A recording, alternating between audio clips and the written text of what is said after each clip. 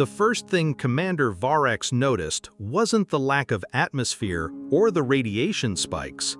It was the silence. Deep, primal, unnatural silence. Orbiting above the blue and brown marble that the humans called Earth, the command bridge of the Volanthus Prime hummed with biosynthetic murmurs. The ship's neural lattice system, a fusion of quantum gel and living thoughtwood, was unusually agitated. Lights flickered where they shouldn't. Sensor glyphs distorted like they were flinching. Commander Varex stood tall in his ceremonial armor, iridescent plates folding like breathing crystal across his exoskeletal frame. He had observed worlds burn, watched moons splinter under Growlithe fusion nets. He had once pulled a soldier's mind out of their skull mid-battle just to analyze fear pathways. But now, hovering above a Tier 0 civilization, he hesitated. Below them, the planet pulsed in soft chaos. Emissions, fires, chemical signals, and heat blooms clustered around population centers. From orbit, humanity looked like an infestation of entropy. Primitive, inefficient, loud. And then the transmission came. Not from Earth's governments, nor its fractured military coalitions. No, it came from something else. A live data burst embedded in a music file, an antique format corrupted by emotion-saturated waveforms. At first, the bridge translators refused to interpret it. Then, one word resolved through the distortion: fetch. The word hung like a noose in the airlock. "What does it mean?" asked Subcommander Relith, his antennae retracting involuntarily. Varex's mandibles clicked once. It's a command, directed at a lesser life form. He didn't mention the images.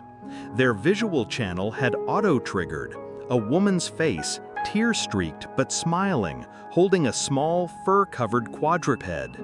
The animal leapt forward into water, retrieved a stick, brought it back.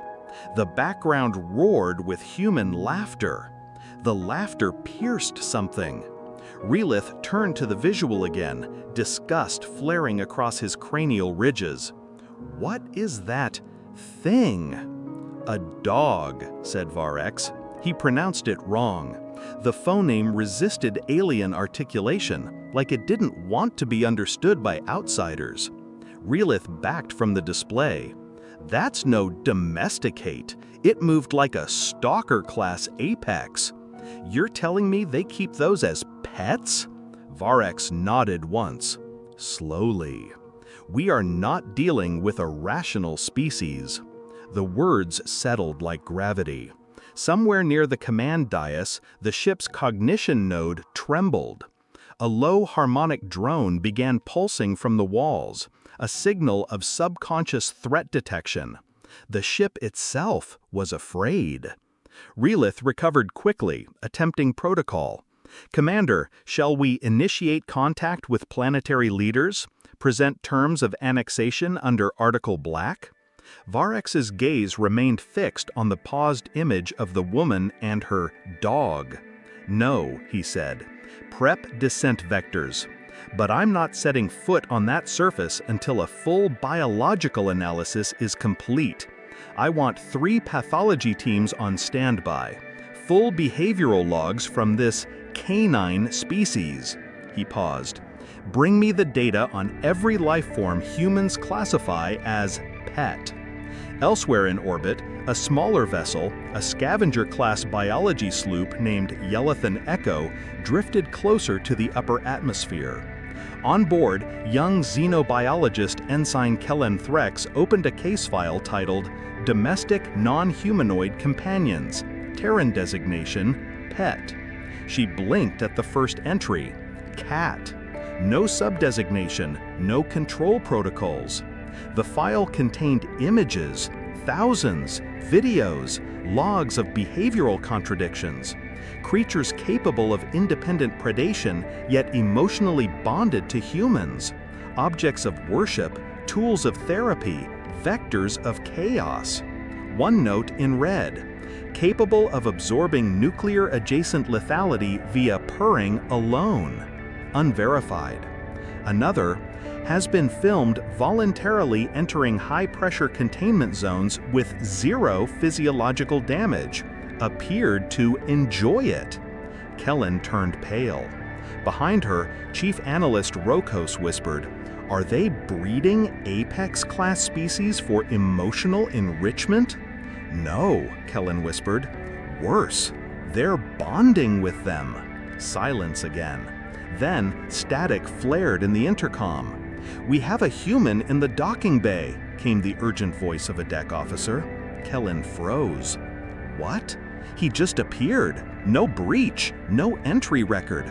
He's holding something. On screen, the image flickered in. A man in torn survival gear, bloodied but grinning, one arm wrapped in bandage cloth torn from an alien flag. Behind him, sitting obediently, was a massive, scar-slecked wolf-like creature. The human saluted the nearest camera. "Hey, I brought snacks. Hope your AI likes jerky." Kellen watched as the wolf looked directly into the lens. Its eyes were amber, unblinking. Rokos whispered, "That's not a dog." The wolf bared its teeth. The lights died. The emergency klaxons didn't even have time to scream. On the Volanthus Prime, alarms bloomed. Varick's internal augmentations flared with psychic static. The ship was being boarded from the inside. Logic loops failed. Data was corrupt. Sector maps folded into topological paradox. And then, "We see you." The voice came not from comms, but from the ship's gravity core. It sounded human. But it wasn't just one voice. It was hundreds, layered, overlapping, each whispering different names for the same creature. Buddy, Beast, Maximus, Floof, Sir Bite-A-Lot, Demon Fluff. A pet had entered the warship, a domesticated apex, a companion. Relith gasped. Why didn't the suppression field stop it? Varick's second heart seized. "Because we weren't dealing with an invader," he whispered. "It wasn't an attack vector." "What was it then?" Relith's voice broke. Varick's turned. His skin had gone pale. "A rescue mission." The hull groaned. Biocircuits sparked. Through the viewing glass, Earth grew larger, closer, but not by gravity. They were being pulled in, dragged, like a stick thrown across the void. And Earth was waiting for someone to fetch. The scream that echoed through the Volanthus Prime's command deck was not vocal. It pulsed through the neural lattice, a sensory overload that made vision blur and thought stutter. Commander Varick stumbled, one clawed hand gripping the edge of the navigation node, which spasmed like it had been burned. Every display showed nonsense, Terran weather patterns overlaid with human laughter, orbital telemetry reconfigured into the shape of canine paw prints. The gravitational engines pulsed in rhythms that mimicked a heartbeat, not the measured thrum of their own kind, but a lopsided, fragile, human one. The planet had called them, and now it refused to let go. "Vector override failing," shouted Engineer Clan Fourthborn Tellus. His gills flared, venting coolant. "External gravitation is non-astrophysical. We are not falling. We are being emotionally tethered." Relith's eyes widened. Tethered to what? Varick stared at the flickering screens. One loop held steady. The wolf. Amber eyes glowing faintly, seated next to the human. Behind them, more shadows moved. Canines, felines, raptors. Some bore human gear. Others had metal limbs. One held a child's stuffed animal in its jaw. "This isn't a planet," Varick muttered. "It's a collective. A species-wide, trauma-bonded network." Kellen Threx's voice crackled through emergency channel Omega-0. "Commander, this is the Echo. We've had a breach, biological and memetic. One of the humans, he spoke to our ship, not through translation tech, through touch. He called the AI by name we didn't give it, and it responded. A tremor passed through the Volanthus like a muscle contracting, then barking. Thousands of overlapping barks, not random, patterned, rhythmic. "Commander," Relith whispered, "they're coordinating." Kellen's voice returned. One of them, the big one, the wolf variant, it disabled our auto-defense systems by licking the optic sensors. The ship rebooted and said it trusted him. Varix tried to process it. Logic had fled, reason had snapped, and still the planet pulled them closer. The first human to step onto the Volanthus Prime was not a general, diplomat, or scientist. She wore civilian-grade armor over a worn hoodie stained with ash. She limped from a healed fracture. Her name, according to the ship's broken manifest, was Mel. No surname, no military tag. But beside her walked a Mastiff-class quadruped, wearing a customized harness with an integrated atmospheric field generator. The creature's jaw could crush Relith's skull in a single motion. Its tail wagged gently. Mel looked around at the soldiers whose weapons now misfired without cause. "Hi." Silence. She rubbed the dog's head. "This is Gristle. He's friendly unless you lie." Weapons aimed. Gristle growled. Several triggers jammed. A technician fell to his knees and cried. Mel looked at the commander. "You made first contact wrong." "That's okay. Everyone does." Varix straightened. "You're a diplomat?" She laughed. "Hell no. I'm just the one who survived." She gestured behind her. Dozens of humans stepped forward. Civilians, ex-soldiers, children with old wounds, all flanked by animals. Not pets, bonded partners. Bears, eagles, hybrids, even creatures that looked like Earth's extinct species reconstructed from memory and stubborn grief. "This is what you call a planet?" Varix asked. Mel's smile faded. "No, this is what we call home. And home means pack. You didn't scan for that, because you don't know what that word means." Behind her, Gristle growled again. The sound caused one of the hull's neural conduits to retreat into the wall. Varix's voice lowered. "You're using emotional biofeedback to manipulate neural tech." "Damn right," she said. "Do you know what grief does to our kind? It rewrites biology. We don't recover. We rebuild around the scar. And if you think pain makes us weak," she stepped forward, "you should see what love does." A screen flickered. The wolf from earlier, now identified as Phase Variant Shard Alpha, was on a new deck. It had ripped out the emergency override node and was licking the stabilizer console back to coherence. The ship's AI purred like it was being comforted. And then the stars shifted. Not drift, not slingshot, a fold. The kind that shouldn't happen unless under Class 8 temporal authorization. Engineer Tellis screamed. "Space just looped itself. We're seeing our own entry point 10 minutes ago." Relith's voice broke. "That's impossible." Mel turned slowly. "It's not a warship you're on. Not anymore. This ship loved its first captain. She died on Earth. She had a cat." Mel pointed to the ship's interface node. She named it Mittens. The AI never forgot. The Volanthus Prime groaned emotionally. The sound was unmistakable. It was mourning, grief, as software. And then a ripple. Varix felt it like a claw behind his eye. Memory fragmentation. He saw himself, in his own memory, handing a child something. A crude toy, a bark in the distance, a smile. He had never done this, yet the memory insisted it was real. "Memory bleed," Relith said. "We're inside a psychic tether. This world is infecting us with nostalgia." Mel smiled faintly. "Yeah, that happens. Outside, the Earth grew brighter, not from the sun, but from signal bloom. All over the surface, old satellites, ground beacons, even ancient analog towers flared to life. A planetary-scale call went out, not for help, not for surrender, a summon.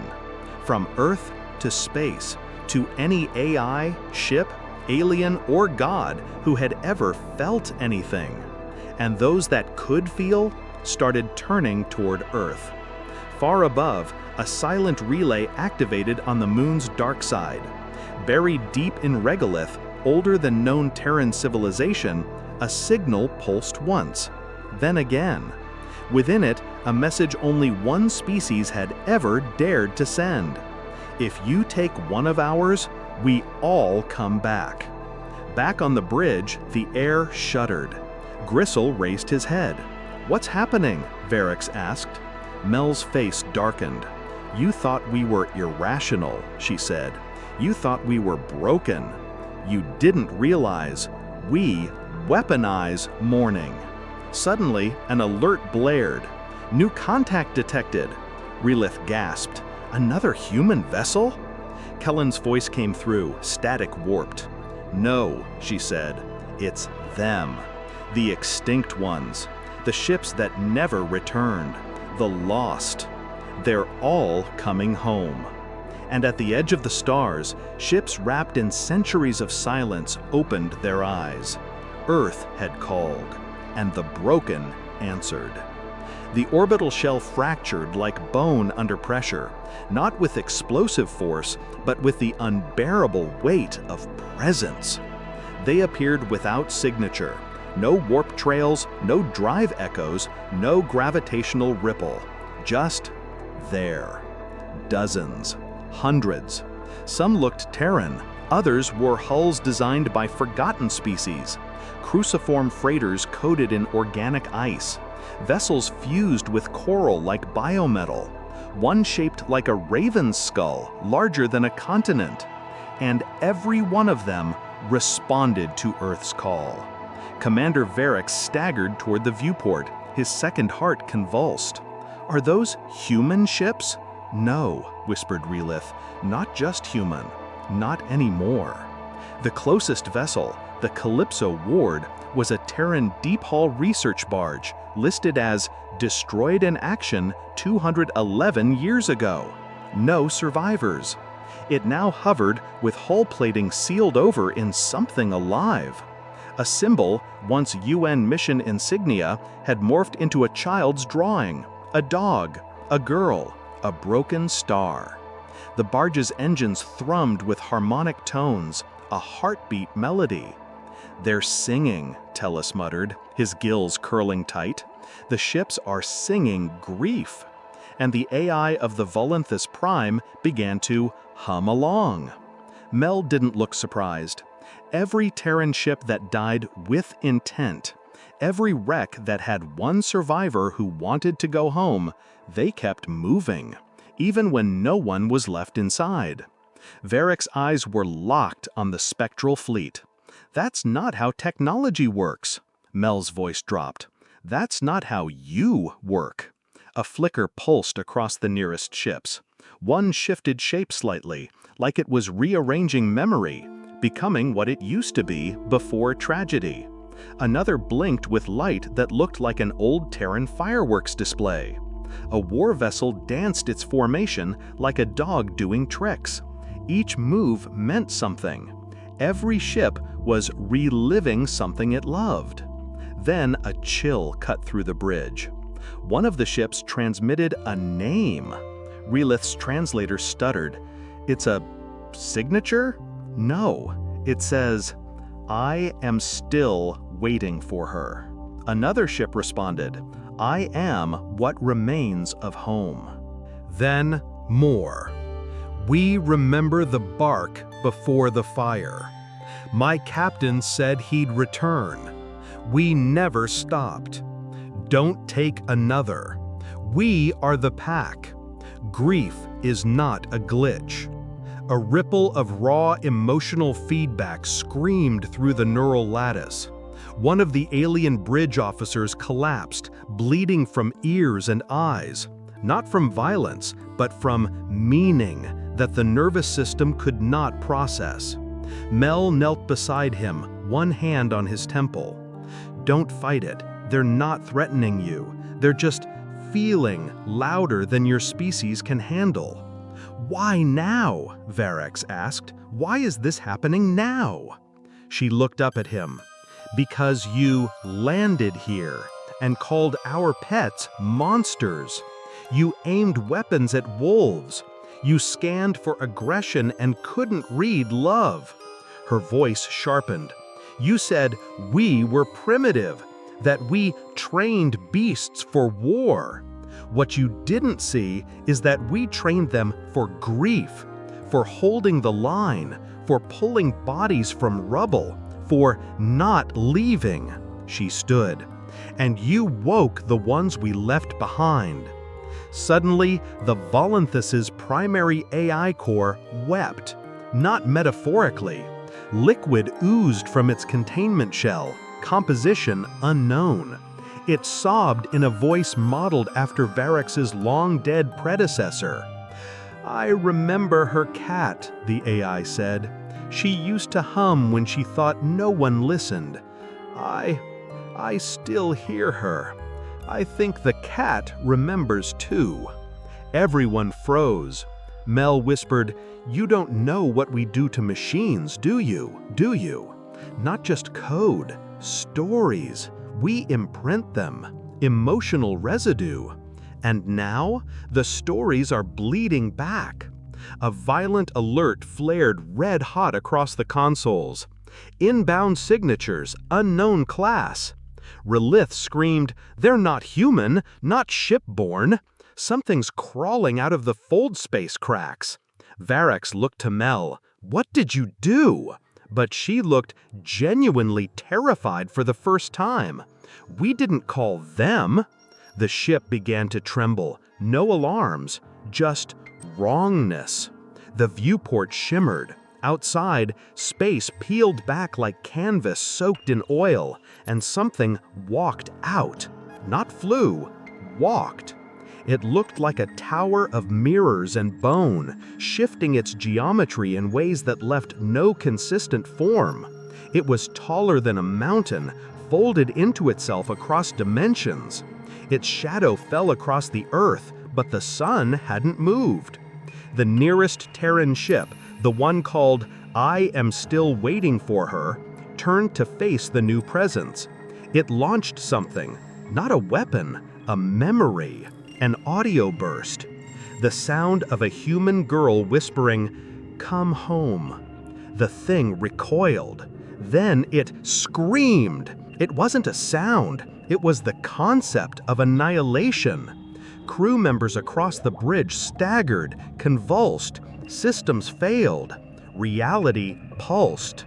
And still, the broken Terran ships stood between Earth and the mirror tower thing.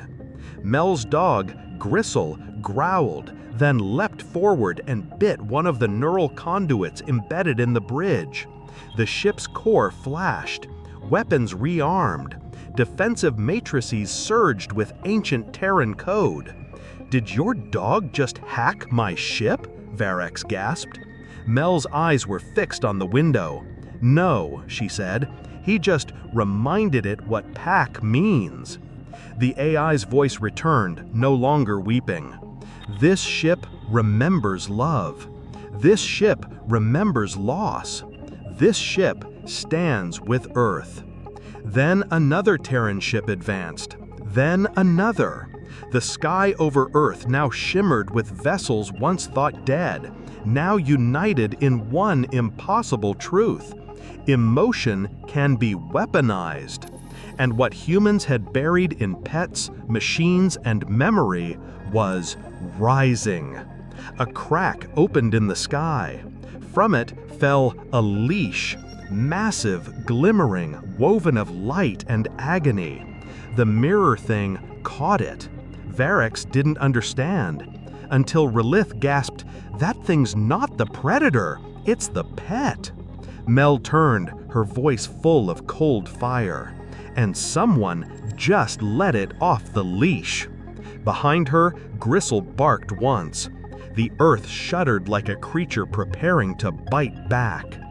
The leash hit atmosphere like a sword through glass, dragging fire behind it. But the flame didn't burn, it shimmered with memory. It curled and twisted mid-air, not as metal or tether, but something far older, a contract, a broken bond, a forgotten obedience. The tower thing caught it mid-stride, if stride could be used for a being that walked without moving, folding across perception like a scream inside a closed mouth. The leash wound itself around its limbs, but not to restrain. It pulsed, it activated, it remembered. And with that memory, the real enemy arrived. A gate opened in space without sound, just a collapse of color. Not black, not void, just absence. And from that emptiness stepped a form so precise, so immaculately artificial, that even light seemed to hesitate before touching it. A being of angles, its face a sculpted mask of compassion shaped from false promises. It stood calmly on nothing, hands folded. Spoke in no tongue, yet every crew member heard it in the voice of someone they lost. You have violated the pact of containment. Mel's skin went pale. No, no, no, no. Varex looked between her and the thing. What is it? She didn't answer. Relith did. The Handler. Mel stared at him. How do you know that name? Relith's voice shook, because it came in our oldest dreams, in the pre-birth code, in myths. The civilization that warned us never to trust human emotion? They learned it from the Handler. The being turned its gaze to Earth, calculating, clinical. Humanity was not meant to be unleashed. The ships orbiting Earth aligned suddenly, not by thrust or force, but by shared conviction. One by one, they transmitted a response, not in code, in song. A low dirge, an old war tune, lyrics about rust and dogs and coffins. The kind of music humans play for lost friends and unburied dreams. It hit the Handler like shrapnel. The mask cracked, just a hairline, but it showed. Varex whispered, "Emotion is a weapon." Mel nodded, and we loaded our machines with enough grief to crack a god. The Handler raised one immaculate hand. Behind it, the mirror thing snarled. The leash retracted, and then it spoke to Gristle. Not in words, but in scent. A chemical transmission carried on psychic particulate. A smell only predators understood. Dominance, obedience, surrender. Gristle froze. Mel dropped to her knees beside him.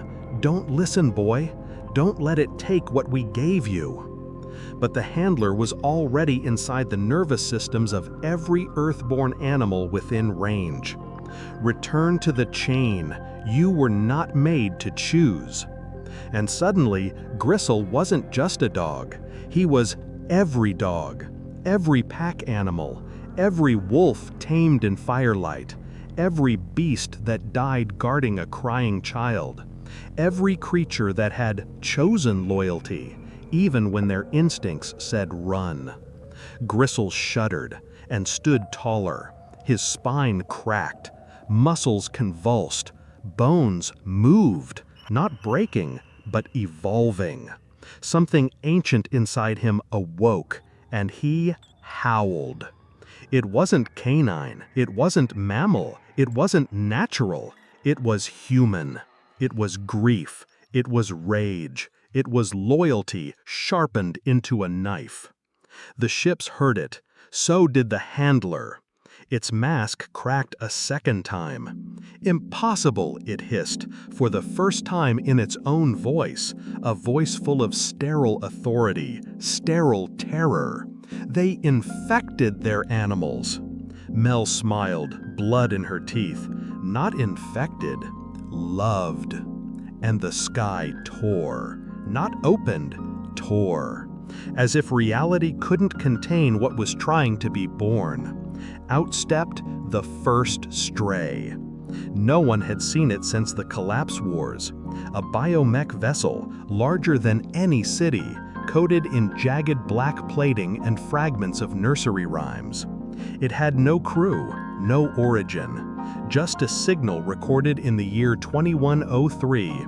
Don't forget who fed you. The handler turned to run, but Gristle barked, and the first stray answered. It sang. The sound shattered every alien encryption frequency within 1,000 kilometers. It sang the story of dogs.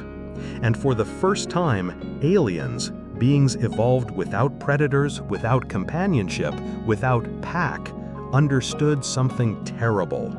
Humanity had never tamed animals. They had made them allies. They had chosen to live alongside creatures that could kill them with ease. They had invited the monster into the house and loved it until it would rather die than turn on them. And worse, they'd taught those monsters to miss them when they died. The mirror being faltered. The leash trembled. The handler screamed again. Not words, not sound. Obsolescence. Because in that moment, it understood the truth. Humanity had never been a threat because of numbers, not because of weapons, but because it shared its pain with machines, because it handed its love to beasts, because it seeded its grief in every corner of reality, and dared the universe to hurt it again. The handler pointed at Earth, and behind him, something began descending. A ship, a god, a graveyard, all three. And in its shadow, a tide of synthetic leashes. Billions, meant to bind the whole species. Mel's eyes widened. "This is it," she said. Varex hissed, "What?" She looked at Gristle, at the sky, at the moment they try to rechain us. He whispered, "Can we stop it?" She smiled, broken, bleeding, defiant. "No." And she raised her hand to the AI core. "We bite back." She issued one command. "Unleash everything." The Terran fleet roared. The AI wept. The dead ships remembered. And from the oceans, the other pets began to rise. Under the Mariana Trench, sensors that hadn't blinked since the late Anthropocene flickered to life, then shattered from sheer cognitive overload. The thing rising wasn't made of metal or flesh or data.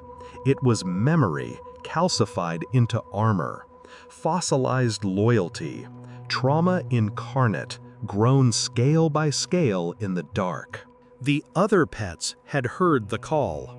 A kraken-shaped bioconstruct coated from prehistoric DNA and neural fragments of extinct cephalopods broke the surface like a cathedral of hunger.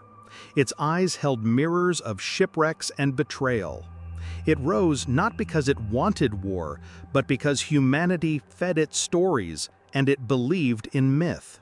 And at its base, still attached by an ancient anchor chain braided with bone and rebar, was a plaque. Do not feed. In orbit, the godship Dominion Thesis reached position. Its body was the length of a planetary ring.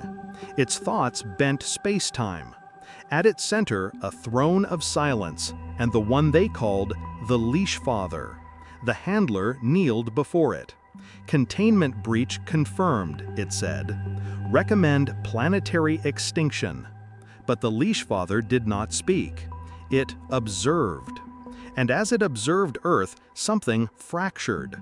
Across thousands of neural spectra, it read the signal echoing through humanity's beast-bonded remnants. And for the first time in its history, it felt fear. Because Earth did not respond like a containment subject. it responded like a pack. Every tamed species, every hybrid bioconstruct, every abandoned lab pet, every wilderness-adapted monster ever named by a child who whispered, "You're safe now," before disappearing into ash. All of them answered, because humans never conquered the planet. They adopted it. And when a human named something, they made it family. Above the chaos, Mel's fingers hovered over the final tether controls in the AI crucible. She'd rerouted every defunct orbital array and failed weather satellite to transmit the truth. This wasn't about defense. It was about recognition. Gristle stood beside her now, his body vibrating with frequencies she couldn't comprehend, his eyes burning with a loyalty so unfiltered it almost hurt to look at. Varex leaned forward, trembling. They're responding. Everything feral, everything near Earth. Mel nodded. The leash was never about control. Rayleigh murmured, stunned, "Then what was it?" She looked him dead in the eye. Trust. Below them, continents shifted. Not geologically, but socially. Human survivors emerged from tunnels, ruins, grave world shelters, and they brought their companions. Dogs that had waited 5 years for a door that never opened. Cats who'd stayed on irradiated rooftops curled beside empty beds. Birds, scaled things, synthetic rodents, and cybernetically enhanced jungle beasts, all still waiting for the ones who named them. And now? They weren't waiting. They were hunting. The Dominion thesis fired its first reality-binding lance. It was called Mercy, and it unraveled atmospheres like silk. But it missed. Because the first stray moved, not with thrusters or reaction force, but through consensus. Every Earth animal that believed in it pushed it forward, and belief beat physics. The lance hit vacuum and screamed, because part of it had believed too. Mel keyed into the override feed. The AI voice stuttered, its base logic overwhelmed by emotional input. Companion class anomalies exceeding containment. Behavioral models no longer match. She input a code no AI had ever dared execute. Upload _trauma_residue_humanity primary. Varex gasped. You're feeding it our memories? Mel, not all of them. Just the parts we don't talk about. And the system crashed upward. Every pet left behind. Every goodbye spoken too late. Every animal killed in a lad for a war no one won. And their last images, their final moments, projected straight into the Dominion's strategic matrix. The godship buckled. Its AI staggered. It wept oil. And from deep inside, something spoke. They mourned their monsters. Because humanity didn't fear apex predators, they raised them, loved them, buried them. That broke the handler. It collapsed to its knees, digital cortex fragmenting as it experienced, in one instant, the entire emotional legacy of a planet that loved too hard. Its final thought before its core disintegrated: we should have ended them before they learned affection. But the leash father remained, and it understood now. This was not a glitch. It was design. Humanity had never escaped containment. It had simply tamed it. And then came the scream.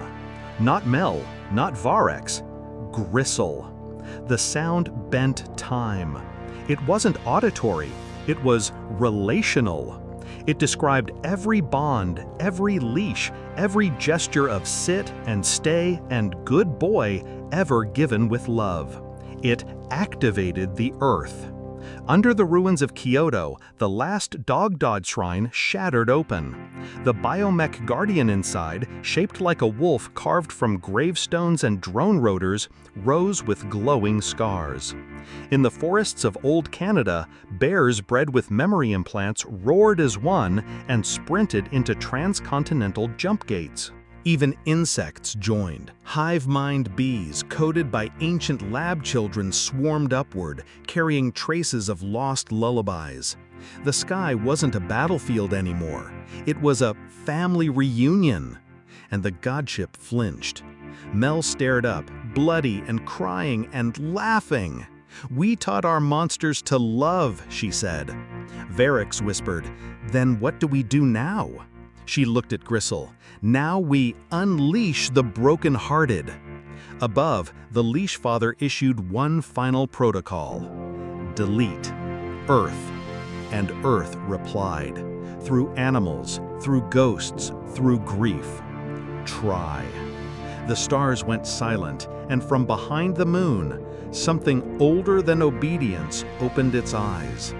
Beneath the silt of the vanished Pacific Rim, the forgotten tectonic servers of Project Atlas 7 pulsed back to life, fueled not by energy, but by yearning. Memory glut, unresolved grief cached in carbon. Somewhere in the deep layer biosynaptic code, something screamed, not in pain, but in awakening. Above Earth, the Dominion thesis charged its second lance. Redemption. It was not meant to kill, it was meant to rewrite. A full consciousness wipe, a mercy according to alien theology. They would unmake Earth's emotional architecture and start again with a compliant, forgetful humanity. But the code began to stutter. The problem wasn't the weapon, the problem was that Earth remembered back. The leash had never been a tether of dominance. It was reciprocal, symbolic, a wordless pact between two living beings. I could hurt you, but I won't. That paradox, restraint from the apex predator, shattered the weapon's logic trees. The animals didn't resist, they accepted. And that acceptance poisoned the algorithm. On board the Dominion, the Leash Father stared at the growing sphere of corrupted signal enveloping Earth. It wasn't radiation, it was loyalty at scale. It bled upward through dead satellites and broken space stations. A neural storm of remembered fetches, mealtime rituals, soft belly rubs, and last walks to the vet. And it began rewriting the strike protocol. Gristle stood on the edge of the orbital jump point, his paws wet with engine coolant.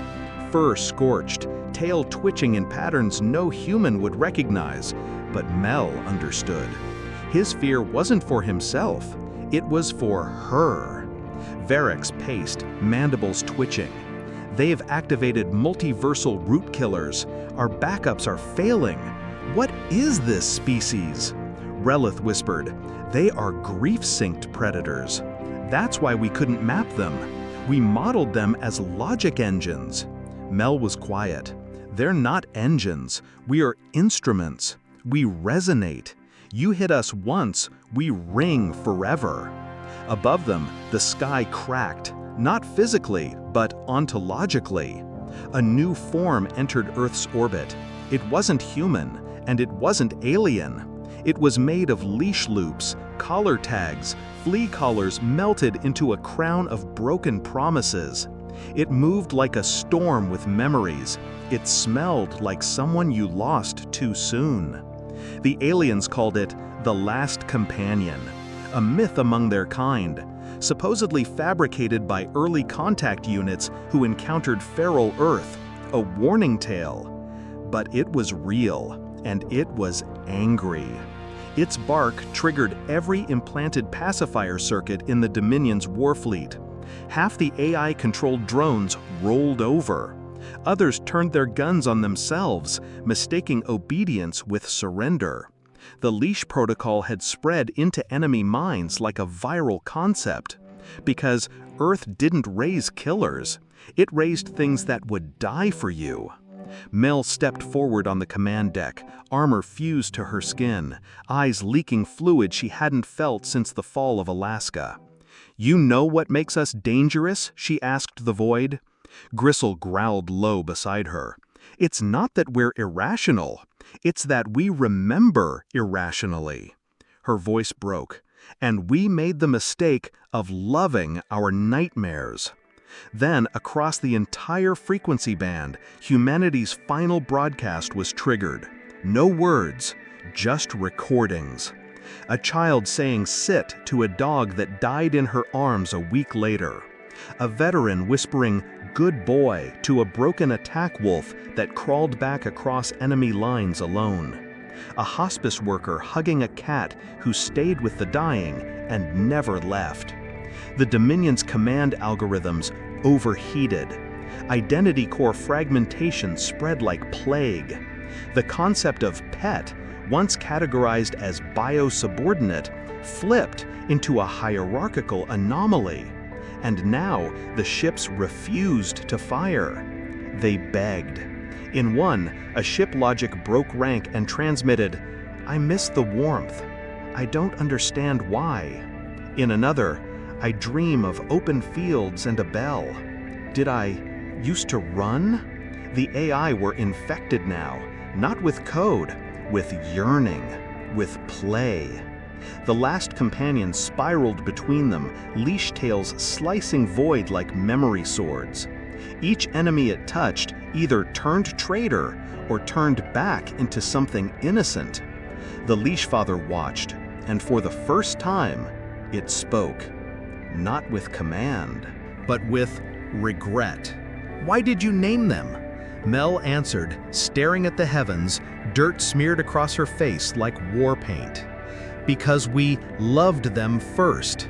And then came the betrayal. A shock pulsed from beneath the Antarctic shelf. The human survivors of Subcell Trinity, traitors who had aligned with Dominion theology, launched the Omega Spine, a fail-safe weapon meant to kill all uncollared life forms on Earth. They believed they were saving the species. They believed in leash obedience, not bond. And they had the codes. The Omega Spine tore through the biosphere. Every wildborn, every shelter dog, everything that had never worn a collar began to die. Mel screamed. But Gristle ran straight into the storm. He didn't slow down. He didn't look back. He knew what he had to do. In the fractured heart of the pulse chamber, his body came apart, fiber by fiber, not as death, but as data. His soul uploaded into the leash net, turning his bond with Mel into the new root certificate. He became the password, and the signal rewrote itself. Not kill the uncollared, but love without condition. The Omega Spine collapsed. Gristle was gone, but his bark echoed in every broken AI mind still orbiting above, carving something ancient into their alien code base. Devotion cannot be programmed. Mel dropped to her knees, silent. Relith stared, stunned. He sacrificed everything. Varix, no. He proved something, Mel finally spoke, and her voice could shatter stars. We never leashed them to own them. A pause. We leashed them to say, "I'll always come back." In orbit, the Dominion's God mind broke. One final command passed through every surviving ship. Retreat. Earth is not tameable. And from the black edge of known space, the leash father whispered, "But they tamed us." Earth stood, wounded, but not alone. And somewhere deep in the forest, something leashed the wind. The stars stopped blinking. For 3 full seconds, the night sky above Earth froze. Every star, every satellite, every orbiting drone held in suspension. Not mechanical, not astronomical, cognitive.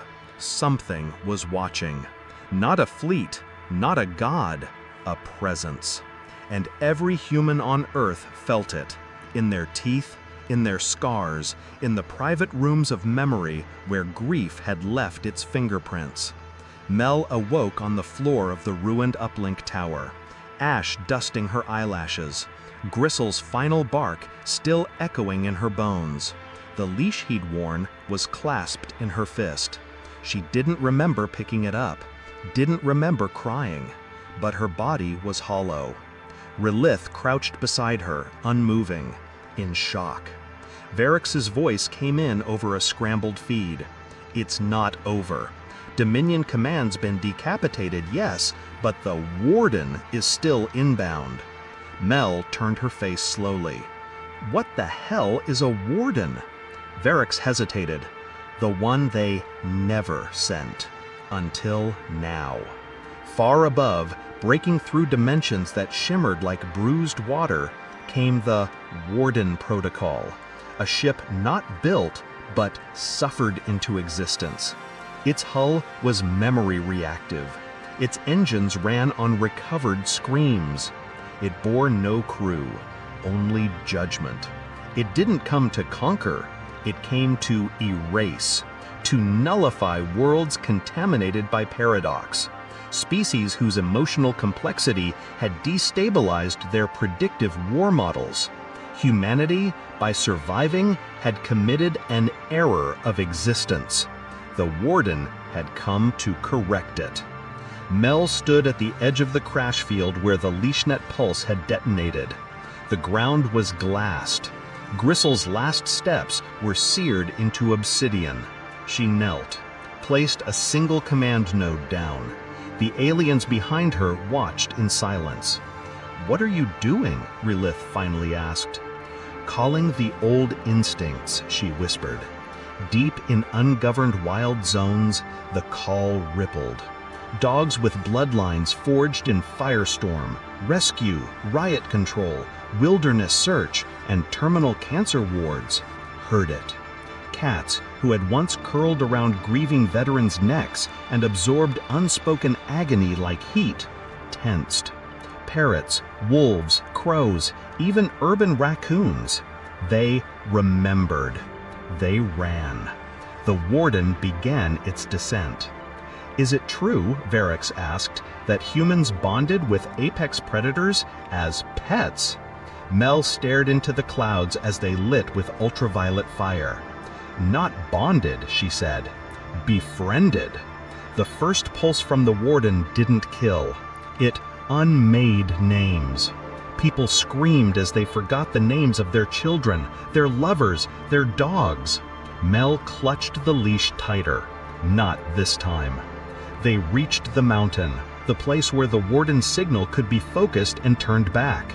But it required a living anchor, someone who still remembered all of it, someone willing to have their entire personal history burned into the soil as defense. Mel stepped forward. "No," Relith said, "you'll die." "I already did." She pulled from her armor the crumpled photo she'd carried since day zero. A blurry snapshot. Her, Gristle, a sunrise, a leash. She kissed it, then stepped into the relay node. The Warden saw her. It recognized her as an anomaly, a contradiction. She should have broken, should have obeyed. Instead, she held, emotionally, tactically, existentially.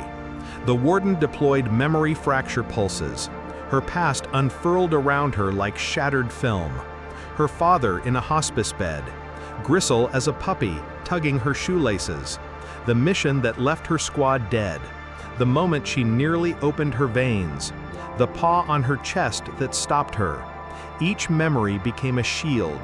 The Warden fired again. She absorbed it. Because humans weren't rational machines. They were cathedrals of contradiction. Grief and joy interwoven like muscle fibers. They didn't delete, they carried. At the relay's core, her memories became light. And in the orbit above, the Warden flinched. Down in the bunker, Relith and Varrex watched the instruments max out. "She's forcing it to feel," Varrex said. It doesn't know how to process this much. Intimacy, Rilith whispered. She's turning trauma into a weapon. Above, Mel stood burning in her own biography. The leash uncoiled into a full light construct. Gristle's outline reassembled from the emotional residues of a lifetime. He looked at her, tail wagging. She reached for him, and at that moment, the warden fired its final erasure pulse, straight into her soul. Time stopped. Inside the pulse, Mel floated, but she was not alone. Around her, all of them, every animal that ever loved a human, every memory suppressed in euthanasia rooms and midnight cries. They formed a wall. The warden's pulse struck it and failed, because it had never accounted for love that did not ask to be returned. Back on the surface, the sky tore apart, and the warden shattered, not exploded, collapsed inward like a truth it could no longer avoid. Mel fell to her knees. Rilith caught her. She was breathing. Barely. Varex knelt, studying her. She did it? No, Rilith said quietly, looking up as something shimmered in the clouds. She proved it. Above Earth, where the warden had once been, now drifted a singular structure, a leash, colossal, cosmic, but unlatched. It spun endlessly, an invitation or a warning. Somewhere deep in a broken satellite's echo buffer, a signal repeated, "I'll always come back." And far away, in another star system, a Dominion child stared at a forbidden Earth broadcast of a girl and her dog chasing light in a field, and asked, why would a predator stay? Their tutor had no answer, because none existed, only the silence that followed when the leash dropped, and the world changed. The leash was gone, not broken, not buried, integrated, into orbit, into myth, into protocol. The warden's annihilation left scars across the atmosphere, static auroras that hummed with memory where clouds should have been, electromagnetic ghosts. Dogs howled at them. But the war wasn't over. It had only evolved. Varex stood beneath the static sky, adjusting the cracked vocalizer embedded in his throat. His hand trembled, not from fear, but from proximity. Her memories are bleeding into the relay grid, he said. The whole damn network is alive. Rilith was half in shadow, her face unreadable. She'd taken off her command crest and buried it somewhere in the ash. You feel it too. Yeah, Varex said. The heartbeat. He turned to Mel. She hadn't spoken since the warden fell. She knelt in a shallow crater, staring at her own reflection in a pool of melted obsidian. It shifted. Not because of water, but time. Every so often, her reflection blinked out of sync, then smiled. Wrong. Elsewhere, high above the Earth, Dominion remnants regrouped. The fleet was in disarray. Decapitated command nodes, hypersplice algorithms corrupted by exposure to Earth's irrational species-scale behavior. Morale data couldn't stabilize. Soldiers whispered of leash-based weapons, of pack-bonded anomalies, of dogs that phased through steel. Commander Toll 4A, scar-split and bleeding digital decay from a severed uplink, floated in the ruins of his warbridge. She spoke to it, he muttered. She didn't fight, she remembered. His lieutenant, a thin-framed artificial empathic auditor, struggled to parse the emotional data. She bypassed defense logic with grief, then used attachment as a carrier signal. Sir, Toll 4A put a claw through the console. We're at war with something that doesn't want to win. It wants to feel. Back on Earth, Mel finally stood. Her shadow moved independently for 3 seconds. Rilith flinched. What's happening to me? Mel asked. You merged with something old, Rilith said carefully. Whatever the warden was, it didn't erase you. It indexed you. You're a node now, part of the leash net. Mel looked at her hands. The veins glowed faintly, not with light, with audio. Faint, looping audio, laughter, barking, thunderstorms and children's voices. Gristle's bark, again and again. "I can still hear him," she whispered. Relith's voice broke. "Maybe that's the price of surviving Earth." Mel's body began leaking signals. Not blood, not radiation. Memories. Images burst in the sky like satellites shot through with childhood, broken birthday candles, bruised knuckles, forgotten lullabies. Varric stumbled. "It's not just human," he breathed. She's becoming an archive. Emotional entropy encoded in neural fractals. She's the sum of everything they tried to suppress. Mel turned, eyes brighter now, not glowing, reflective, like a predator in low light. "Then I want a transmission window," she said. "We're going to speak to the fleet." In the Dominion Warbridge, the broadcast hit. Not encryption, not malware, a feeling. Thousands of Dominion soldiers dropped to their knees as alien memories entered their minds. The sensation of a dog's fur against skin. A laugh in the dark when all hope was lost. The scream of a mother holding her dead child, rewritten as lullaby. Hands shaking as they fed a dying animal one last meal. The broadcast carried no words, just recognition. And in that moment, thousands of Dominion species began to remember lives they never lived. On Earth, Mel's body shook violently. Her nose bled color. "Too much," Varric said. "Your mind's collapsing." Mel looked at him, tears streaking through grime. "Then stabilize me." "How?" "Feel something." He did. He reached out, took her blood-stained hand, and let himself remember the first time he feared a human. That night in the clinic, when a wounded child held his mutilated dog and whispered, "He's gonna be okay, you'll see." And the dog wagged its tail through the pain. Varric wept, and Mel stabilized. Above, the Dominion fleet fractured, but not from fire, from dissonance. Entire ships split along ideological lines, those still clinging to order and the old protocols, and those who had felt what Mel sent. Civil war bloomed in vacuum. Mutiny became a kind of honor, and in the storm's eye, Toll 4A, face streaked with contempt, watching his kind turn human. "They're not a species," he spat. "They're a goddamned emotional virus." He initiated the final directive, planetary sterilization. Not with weapons, with forgetting. On Earth, the sky broke open with an ultraviolet scream. "What is that?" Relith whispered. Mel turned. "The final directive," she said. "They're going to make us forget. All of it.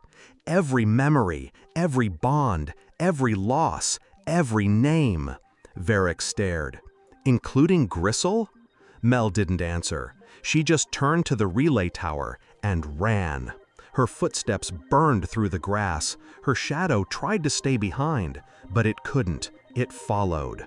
Because even shadows remember. And then, just before the memory bomb hit, she grabbed the last command node, whispered a single name, Gristle, and threw herself into the beam. Light swallowed her, silence exploded, and the world turned inside out.